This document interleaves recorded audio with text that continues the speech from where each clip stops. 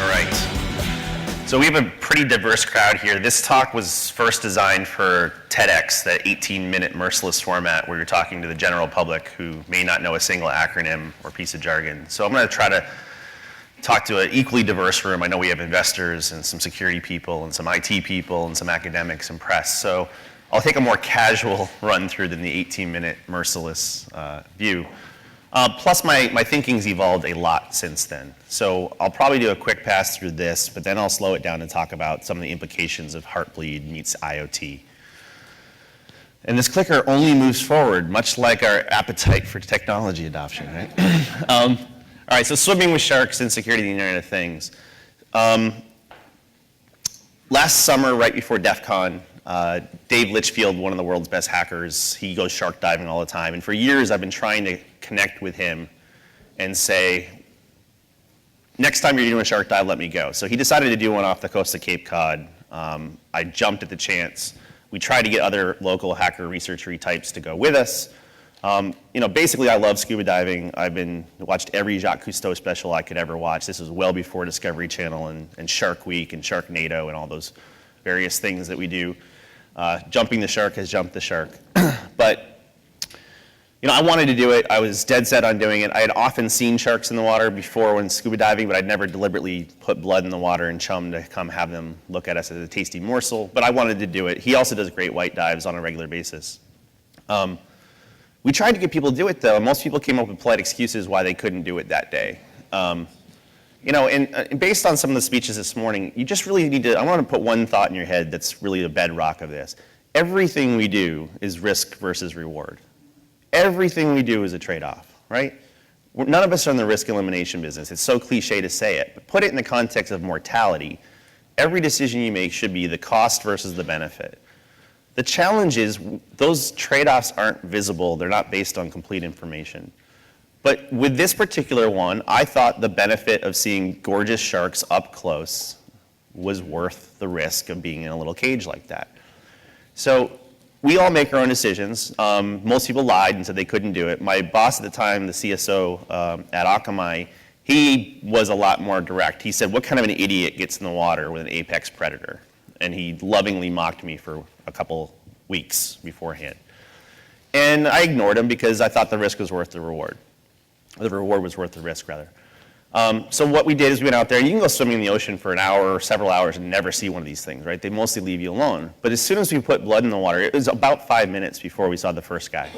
This is a blue shark. It's not very attractive from the photos. It's not my favorite shark type by any stretch. But now I understand why people like them. Because when you see them in person, the sun reflects off the back of them. It's this electric, indescribable blue. It's gorgeous. But more importantly, it moved effortlessly through the water. It was elegant, it was gorgeous, it was determined, it was stunning, it was fast. So I was really happy I did it. Now, a few minutes later, though, if you remember the security axiom of the bear, I like to use the shark one. You don't have to swim faster than the shark, just faster than your buddy, right? If you do think at this moment that Josh is crazy because he's in this particular environment, just remember Dave's the one that took the picture. Now, Dave also made a risk-reward decision. He wants shark photographs. One of his actually ended up in National Geographic. Really great, stunning white shark photo.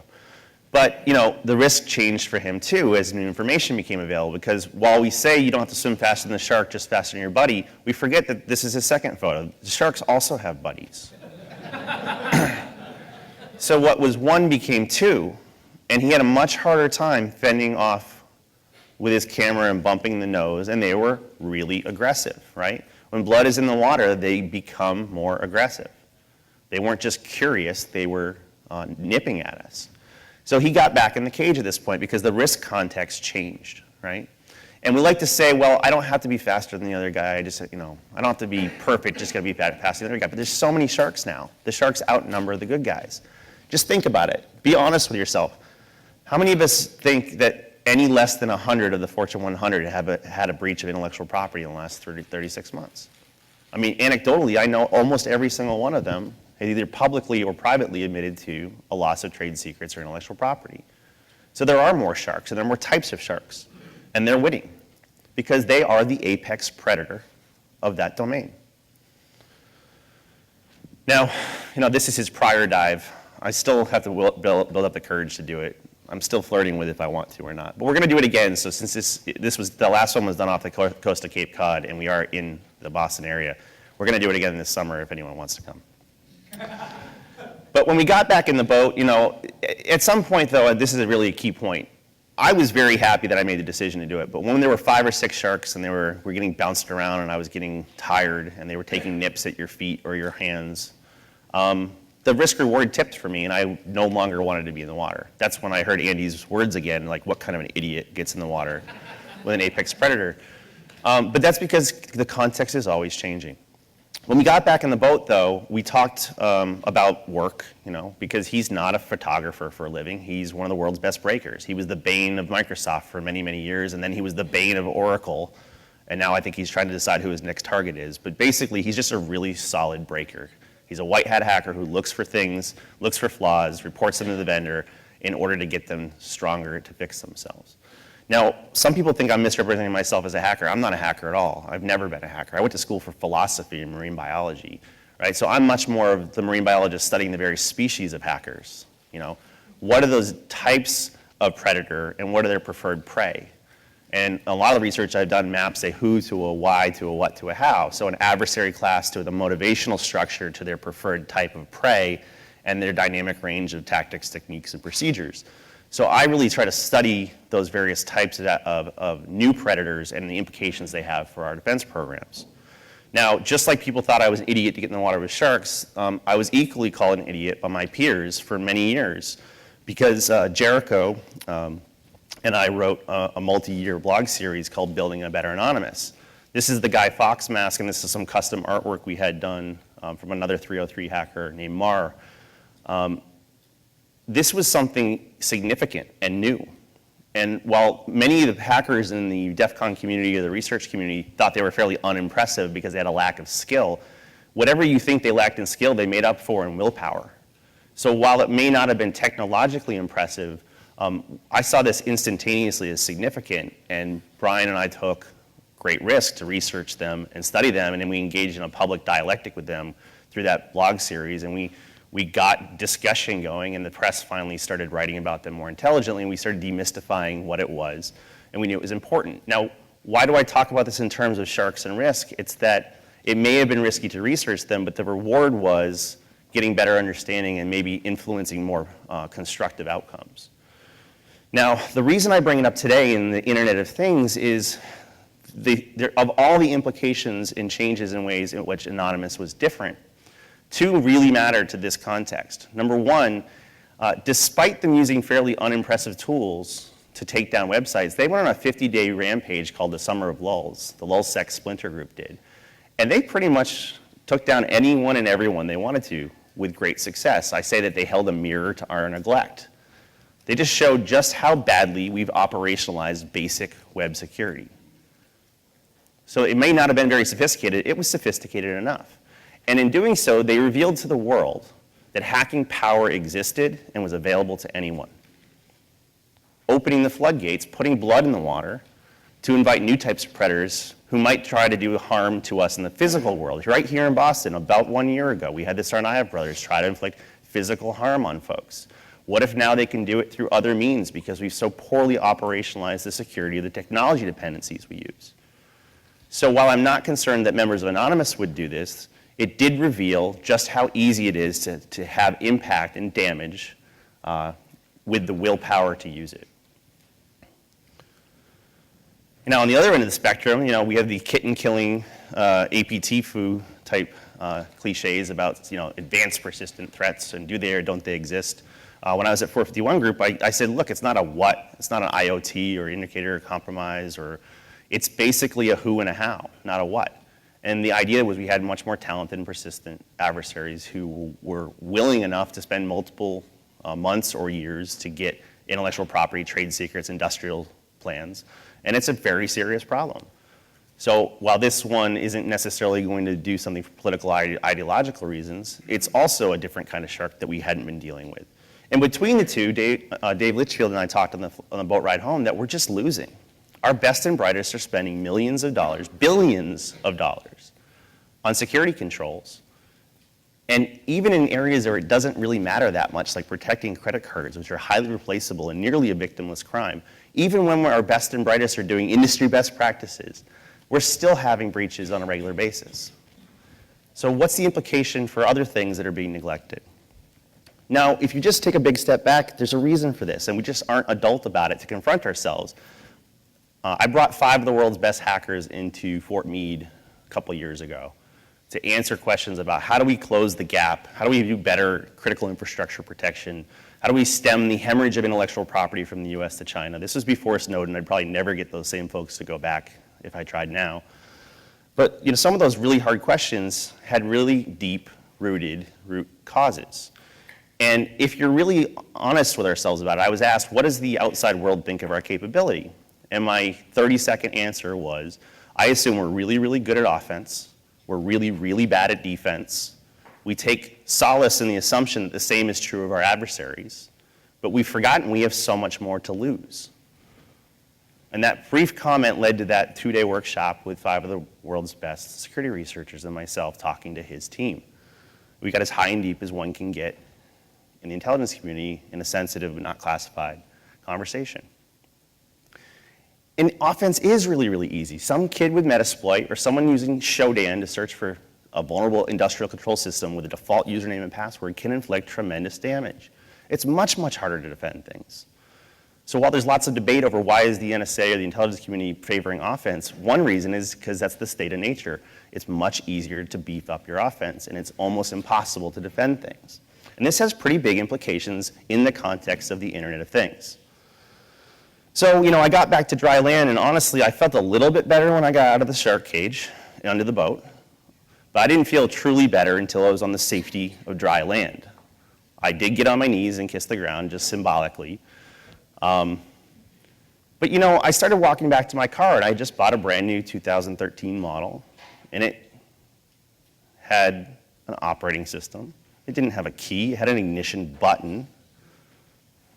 And as I was walking there, I said, I might be on dry land, but we're swimming in a sea of the Internet of Technology, right? The Internet of Things is a tidal wave.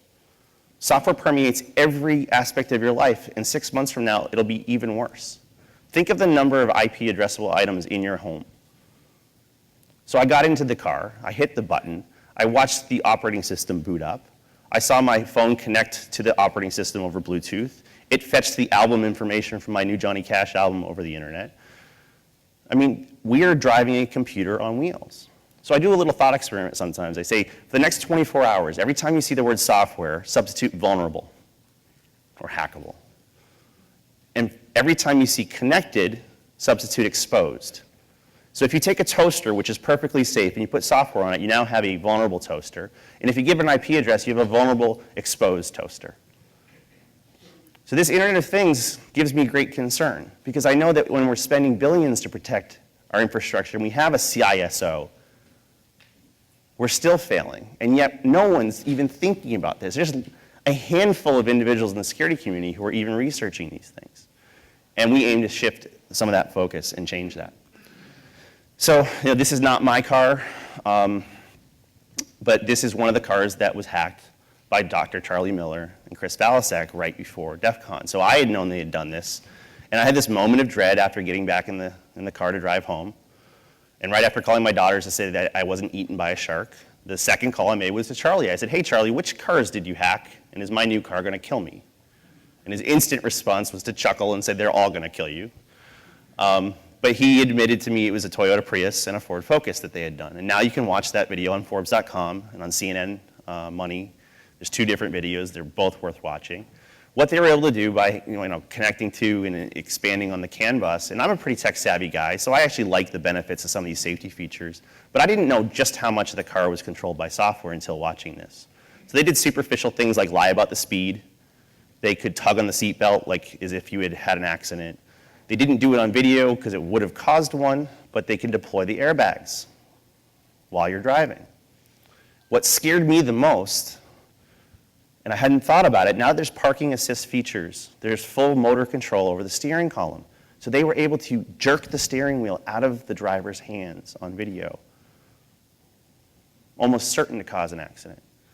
And then when they got to the safety of a field, they killed the brakes. That brake pedal is not a lever applying direct pressure. It is circuitry. They shut off the brakes. He had to coast to a stop. I'm uncomfortable with that level of tech dependence. A couple of years back, I asked a question, are we getting better at security? Are we getting better, worse, or staying the same? And of all the various ways, I said, how would we even know how to answer that question? I came up with numerous metrics and numerous ways to try to answer it. But the best answer came from talking to Dan Geer, because he talks in terms of dependence. So I said, I know we're not getting better because our dependence on technology grows faster than our ability to secure it. That's why I know we're not getting better. Are we keeping pace? Does anyone feel comfortable that the software we're putting in these is being equally followed up with by solid and effective security countermeasures? I don't see any evidence of that. I wish it was just our cars. It's also our bodies. Doctors are putting out all sorts of new medical device technology. Jay Radcliffe is a friend. He's a diabetic and a hacker. And he was able to hack his medical device. He went to the vendor who had made it. And he did it through Bluetooth, I believe, and he could give a lethal dose of insulin. So he wasn't just a researcher, he was also a patient. He got an unsatisfactory answer, basically saying, look, we complied with FDA standards. So he went to the FDA, and the FDA had a bunch of reasons why they didn't want to stop production or pull it from the market, and these were theoretical and academic. And he said, look, I can demonstrate at will on this and all these other different product lines that you can give a lethal dose. So as we're putting these technologies on our bodies, my first response was, why the heck is there a Bluetooth stack on an insulin pump that can kill you? And an academic close to the FDA gave me a troubling answer. He said, Josh, it's the bacon principle. Everything's better with bacon. They think everything's better with Bluetooth. At the time, there wasn't even an iPhone app store for this kind of thing, but now the excuse is, well, maybe you want a glucose monitor. But back to that cost benefit. Do the people who are getting these devices know that the benefit they might get of maybe having a glucose iPhone app, is that worth the risk? We're taking the benefits, we aren't assessing the risks. So this is troubling to me. The late Barnaby Jack had also been doing some of this research, and now last week, Wired magazine, Kim's editor, wrote a great piece on just how ridiculously easy it is to hack medical devices. And Scott Irvin, who was interviewed and profiled in this, he says this is the tip of the iceberg. There are multiple phases to come in his line of research. You know, for the Rugged Software Project, I once said, if we have ubiquitous vulnerabilities, we're in a state of vulnerability. When you're an analyst, you have to make words up every once in a while. But you know, these are the life and death consequences. So often when we talk about cyber legislation or cybersecurity change, we keep talking about privacy. I love privacy, and I hope to get to this if we have some Q&A. I'm a big fan of privacy. I want to be alive to experience my privacy rights. Now, I've been walking the hill lately. I'm trying to build some public policy muscles. In almost every single conversation when I'm talking about life and limb risks, someone invariably goes to, well, we really care about the privacy of these devices. So do I. But if you are only solving for the privacy, you might encrypt the database. But if you are also solving for safety, you may disable the Bluetooth or use a hardwired connection or put some adversarial resilience testing to these things. And there's our homes. Mark Stanislav was up here earlier today. We're really pleased to see the Build It Secure.ly initiative, because a lot of these devices, whether the iZone cameras or the baby monitors that can be used to teach your child Spanish when you're not home, the bigger issue I have is it's not so much that the spying is going to happen. I think, you know, after talking to Dan Geer for long enough, I basically think privacy is completely dead. I'm not happy about that. But what I am concerned about is a lot of these door locks and a lot of these home alarm systems that are internet connected and Bluetooth connected, we buy these to keep bad guys out of our homes. And most of them, by people like Trustwave or other people presenting at the various conferences, have all been undermined to let bad guys into your homes. How is this sane, right? So as we put more technology into our homes, we're introducing more risk. I'm a father of 2 daughters, and if you saw what happened with the beauty pageant queen, a friend from school had hacked her laptop computer and was spying on her and taking nude photos of her and nude videos. There's too many ways to get into people's homes now. The TrendNet camera, the FTC has been prosecuting the TrendNet camera because if you knew the IP address, you could actually just directly feed into people's cameras in their homes. So I'd like to tell you it's just cars. I'd like to tell you it's just medical devices. I'd like to tell you it's just the technology we're increasingly putting into our homes. But unfortunately, this is Shodan. If you haven't been there, go ahead and take a look. Look for terms like PLC, or Programmable Logic Controller. This is an inventory of industrial control systems directly connected to the internet, often with default usernames and passwords. You don't even need to know how to run Metasploit or Pointy-Clicky. You just have to use the factory default username and password, and you too can shut down an elevator bay at a hotel, or turn up the temperature on a boiler room in a school, or play with the actuators for the control rods in a nuclear facility. How do you think Stuxnet worked on the centrifuges, on the Siemens devices? People think at this point they usually cry FUD, right? We mentioned FUD earlier. I would normally cry FUD. This is not meant to be a scare tactic, right? The industry hates FUD, right? Nick Selby once called FUD the bastion of the weak, because often, snake oil salesmen were trying to sell you cures you didn't need for problems you didn't have by using scare tactics. Here's the problem with our culture. Just because it's scary doesn't mean it's not true. So I'm going to hijack FUD. I want you to have facts. I said at the beginning, everything's a risk reward. We don't have information. We can't make informed decisions. So I want urgency in the revelation and display of those facts. And I want people demanding this. A girl in the audience at the first TED thing I did, she said, I wear that insulin pump, the very one Jay hacked. What can I do? I said, well, you can ask your doctor if there's any known risks associated with this device. And she's like, well, is he going to know? I said, I don't know, but he'll ask. Maybe you'll start to get some comparison going. Maybe that's how it starts. Ask good questions. But I think until we start getting facts, you can't possibly make those risk-reward decisions. So in the what's to be done department, I have absolutely no idea. I can tell you I've been experimenting. One of the ideas was the Rugged Software Manifesto. This was a response to the Agile Manifesto. I basically looked and I saw nothing in there mentioned an adversary or an attacker or a risk or bad outcomes. So I wrote a 10-line thing. It's too small for you to read. I'm going to read one line to you that would apply to the person who designed Bluetooth on the insulin pump. It says, I recognize my code will be attacked by talented and persistent adversaries who threaten our physical, economic, and national security. So I designed this mostly to be a Hippocratic oath, but for developers. And it was directionally correct, and several people who have adopted this have made more secure, defensible coding choices. And they've had positive benefits, but it was just too narrow, and just like the security industry can't do this alone, the security and development communities can't do it alone. So we ultimately realized that if it's about public safety and public good, the public needs to be involved. Not to mention, we are horrible at talking to the outside world. We use jargon, we use metaphors, we get too technical, we're too precise. So we realized it's going to take some sort of teamwork. And who do I mean by we? Well, Nick Prococo and I at DEF CON stuck our necks out, and some people are really giving us a hard time about it. Other people instantly saw this. We basically said, look, we looked high and deep. The cavalry isn't coming. No one's going to come fix these things for us. We're the ones that have the technical knowledge. We have to be the voice of reason. Someone asked this morning, who's going to be the voice of reason? I don't know if we're up for the job, but we can try, and we are trying. So what we basically said, if the cavalry isn't sitting to your left, to your right, or in your chair, it doesn't exist. So we're trying to ready ourselves to be ambassadors of technical literacy to engage in public and with public policymakers. Because we can scream at the darkness, or we can try to translate what we know to help industry get better, to help them know what the problem is and offer free assistance in doing so. And that was at DEF CON 21, and since that time we had a Hacker Constitutional Congress with 100 people at DerbyCon, and then we have a Google group where we've got about 300 people publicly contributing, and most of the actual technical exchanges are privately done. We've had some experimentation in the auto industry with tremendous success. We've helped a hospital, a medical device manufacturer, and trying to unlock some free market forces to get a positive upward spiral of better behavior and patterns in medical device technology.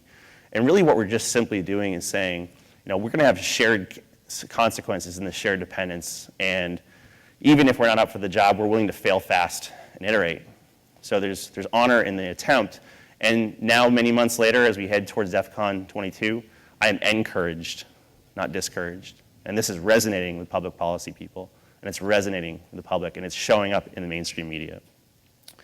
So we put out this movement called I Am the Cavalry. Paths forward, there are many. We're going to have to try lots of things, but to give myself some time, I'm going to cut this close. I think the key point here is, are we too early or too late? I think in some ways we're a little late. The law professor who framed this for us gave us a really poignant metaphor that might be useful for the Internet of Things discussions the rest of the day.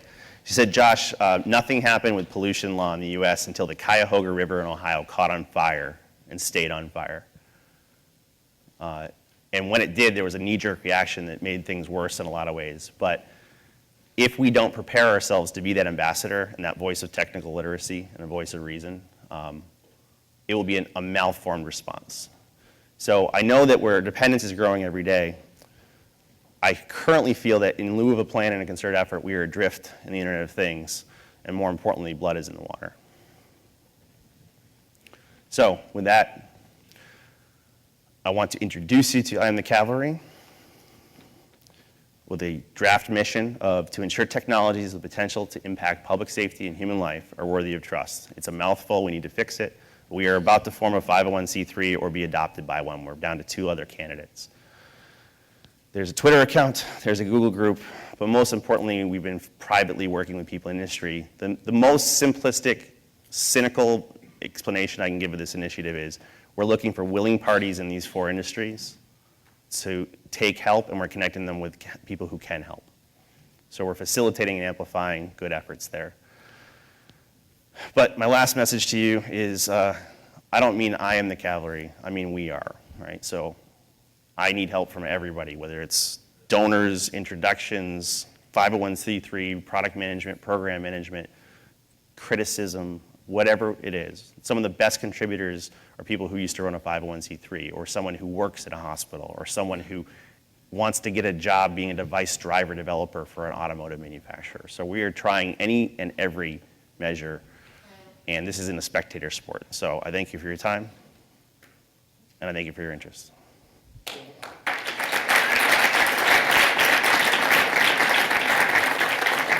you have time for a question or two? Yes, go ahead. You mentioned before about the person with the diabetes pump, and should you talk for a doctor or a doctor to research it? And from my experience, the attitude you're going to get from the doctor is, no, I am the expert and I told you this. Because my father had to have a pacemaker put in earlier this year. I talked to Andrea Wishon, and she gave me all the background. I took a picture of it. Just, this one was recalled a few years ago. Here's the history of this company, and you should really ask these people about it. And I did. No.